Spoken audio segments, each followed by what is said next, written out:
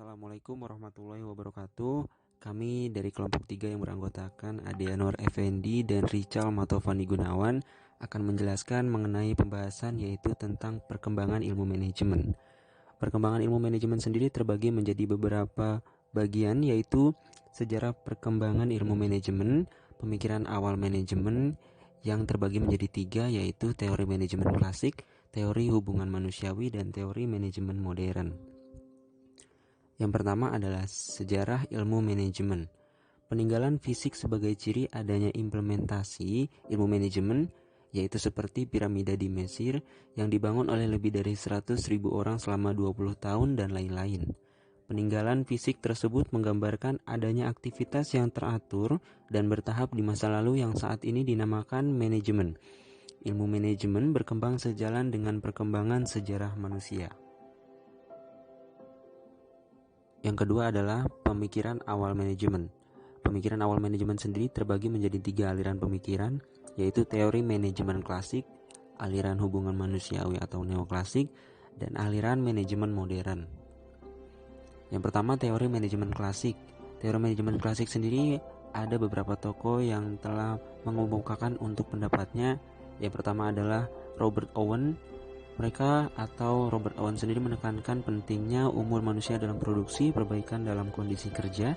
Melalui perbaikan kondisi karyawan akan menaikkan produksi dan keuntungan, dan investasi paling menguntungkan adalah karyawan atau vital machine. Dan yang kedua ada tokoh yang bernama Charles Babbage dari Inggris. Beliau menekankan pentingnya pembagian kerja melalui spesialisasi. Yang kedua, setiap tenaga kerja harus diberi latihan keterampilan sebuah atau sesuai operasi pabrik. Yang ketiga, mengembangkan program-program permainan. Yang keempat, menganjurkan kerjasama yang saling menguntungkan antara kepentingan karyawan dan pemilik pabrik. Dan yang terakhir adalah merencanakan skema pembagian keuntungan. Kemudian, kelompok manajemen ilmiah. Ada beberapa tokoh antara lain Frederick Winslow Taylor atau Taylor dikenal sebagai bapak manajemen ilmiah yang disebut scientific management. Yang kedua adalah Frank Bunker Gilbert dan Lillian Gilbert yang mengembangkan manajemen ilmiah di mana memiliki satu tujuan akhir, yaitu membantu para karyawan mencapai seluruh potensinya sebagai makhluk hidup. Yang ketiga ada Henry L. James sebagai pendukung gagasan bahwa dalam semua urusan manajemen elemen manusia harus merupakan hal yang sangat penting. Dan yang terakhir adalah Harrington Emerson. Dia mengemukakan bahwa pemborosan dan ketidakefisienan adalah masalah-masalah besar dan sebagai penyakit sistem industri. Yang selanjutnya ada teori manajemen klasik. Teori manajemen klasik di sini beranggotakan atau ada beberapa tokoh, yaitu yang pertama adalah Henry Fayol. Fayol membagi operasi perusahaan menjadi kegiatan yang semuanya saling tergantung satu dengan yang lain, seperti teknik, keuangan, akuntansi, komersial, keuangan, keamanan, dan juga manajerial. B. Teori organisasi klasik tokohnya. 2. James Demony. Organisasi adalah sekelompok 2 atau lebih orang yang bergabung untuk mencapai tujuan tertentu. 3. Mary Parker Follett. Koordinasi manajer dengan para karyawan melalui komunikasi yang terkendali adalah pola organisasi yang ideal. 4. Chester E. Barnard.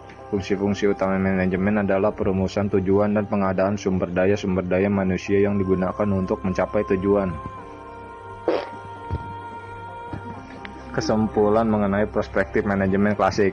Kontribusi manajemen klasik, spesialisasi pekerjaan, studi mengenai masa dan beban pekerja, metode ilmiah dalam manajemen, dikenalnya fungsi-fungsi manajemen, prosedur dan birokrasi. Keterbatasan manajemen klasik, kurangnya memperhatikan aspek kemanusiaan dari pekerja seperti motif, tujuan, perilaku, dan lain sebagainya. 2. Teori hubungan manusia, tokohnya Elton Mayo.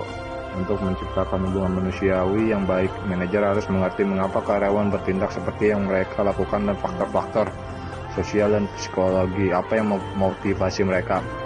Hugo Munsterberg.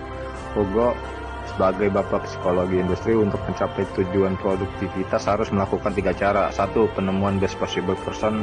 2. Penciptaan best possible work. 3. Penggunaan best possible effect. Manajemen modern mengandung dua konsep utama, yaitu A. Konsep aliran perilaku organisasi, B. Aliran kuantitatif. A. Aliran perilaku organisasi. Beberapa gagasan dari riset perilaku organisasi. 1. Unsur manusia adalah faktor kunci penentu sukses tidaknya pencapaian organisasi. 2. Manajer masa kini harus diberi latihan dalam pemahaman prinsip-prinsip dan konsep-konsep manajemen. 3. Organisasi harus menyediakan iklim yang mendatangkan kesempatan bagi karyawan untuk memuaskan seluruh kebutuhan mereka. 4. Komitmen dapat dikembangkan melalui partisipasi dan keterlibatan para karyawan. 5. Pekerjaan para karyawan harus disusun yang memungkinkan mereka mencapai kepuasan diri dari pekerjaan tersebut. 6. Pola-pola pengawasan dan manajemen pengawasan harus dibangun atas dasar pengertian positif yang menyeluruh mengenai karyawan dan reaksi mereka terhadap pekerjaan. B. Aliran kuantitatif ditandai dengan berkembangnya tim-tim riset operasi, contohnya Inggris dipimpin oleh BMS Blackett, mengarah kepada banyaknya dilakukan riset operasi dalam setiap dasar pengambilan keputusan dalam manajemen. Sekian dari kelompok kami, kurang lebihnya mohon maaf. Wassalamualaikum warahmatullahi wabarakatuh.